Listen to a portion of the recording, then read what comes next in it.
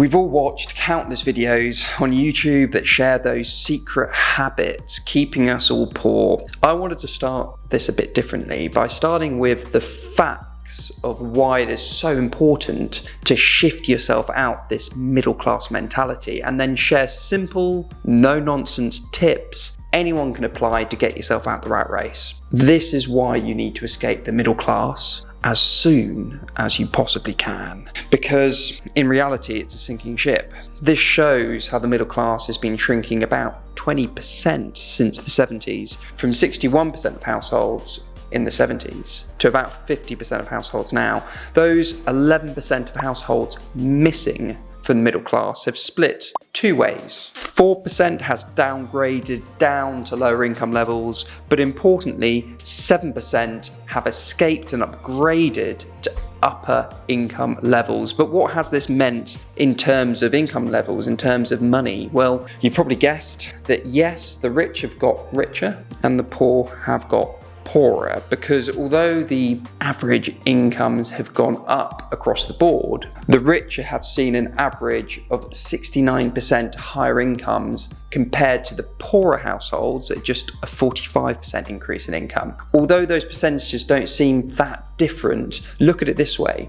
On average, someone earning $130,000 is now earning $90,000 more, compared to someone that was earning $20,000 is now only earning about $10,000 more. It is a dramatic difference and underlines the importance of why you should be doing everything possible to get out the middle class. In case you need more convincing, half of total income in the US is now shared amongst 21% of households, those upper income households, with the remaining half being spread amongst everyone else, compared to it being practically the opposite way around in the 70s, with only 29% of total income going to those richest households. The rich have got richer and the poor have got poorer. It's never been more important for you to choose to stay in the middle class or choose to join those jumping into the upper class, and not only seeing their incomes grow, but grow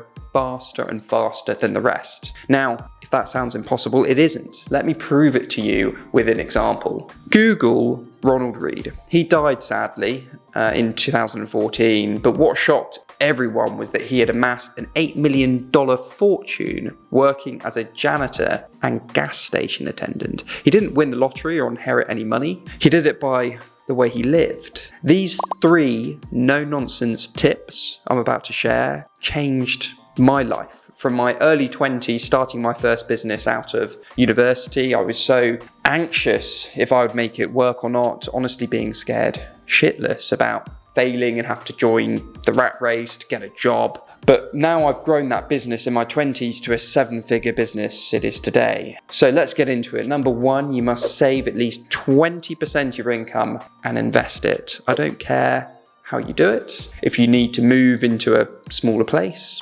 downgrade your car, stop eating out. Every month you get your paycheck, you look at it, you see the amount you've been taxed, and then you take 20% of the leftovers and you pretend it isn't yours. You invest it into one of 2 things, either index funds using low-cost providers like Vanguard, or if you have enough, you invest it in income-generating assets like property. If you're not confident in property, learn about it or forget about property and just focus on index funds. All profits from your investments, you should reinvest. So with index funds, choose an accumulation fund that will essentially automatically reinvest any profit back into it, which will really help you compound your wealth even quicker. Let me show you how important it is for you to do this. As you can see, it will get easier and easier to make more and more money the more and more wealth you accumulate. So if you invest $10,000 a year, it takes 7.84 years to reach 100K, but then it only takes 5.1 years to reach the next 100K. And you get the idea, the more and more you build up,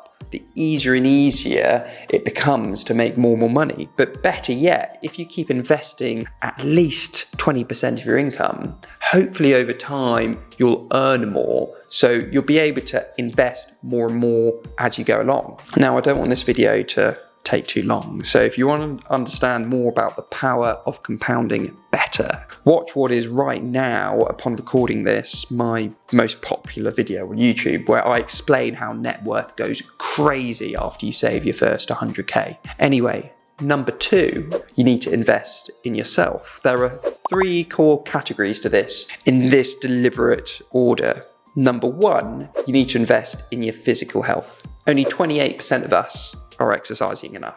Start by being in that 28%. You must wake up and do something active for a minimum of 10 minutes, but ideally 30 minutes. It can be anything. It can be a walk, a run, a gym class, doing some bodyweight exercises like body squats or press-ups. It could be stretching. You've got to do something to move and feel your body. Number 2, you need to invest in your mental health. Healthy body, healthy mind. Doing exercise daily will automatically improve your mental health. But like with exercise, you need to exercise your mind. I'd personally recommend 2 things I'm currently doing. The first is the 5-minute journal by Intelligent Change. I'm not sponsored by them. I'm not getting any money for mentioning them or anything like that. But I've really been enjoying spending that 5 minutes every day to practice gratitude, and my personal experience is I'm feeling a lot more mentally resilient and focused. The second, more extreme thing is a daily cold plunge or cold shower. Now, I've been doing the whole Wim Hof thing since 2020, basically since the pandemic started, and quite honestly, it was a way to deal with that initial stress we all felt at that time. And I've just not stopped since. I genuinely can't live without it. And finally, number 3, you need to invest in your ideas. Having a healthy body and a healthy mind puts you and me in the best headspace to make decisions and come up with ideas that could change your life, change my life. The best investment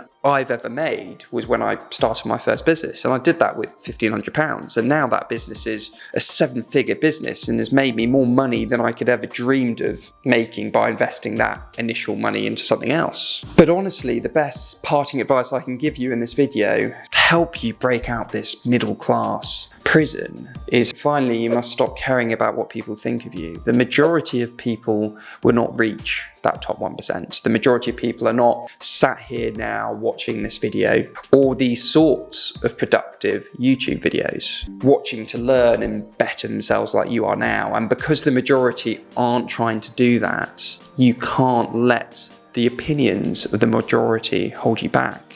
Focus on your own goals and values. Make a list of what you want for yourself, your family, what you want to achieve in your career, in your finances, in your personal life. This will help you focus on what matters most in your life, instead of worrying about what others are doing or thinking about you. It is so important to stay focused on your own path rather than trying to please everyone else around you. See you in the next video.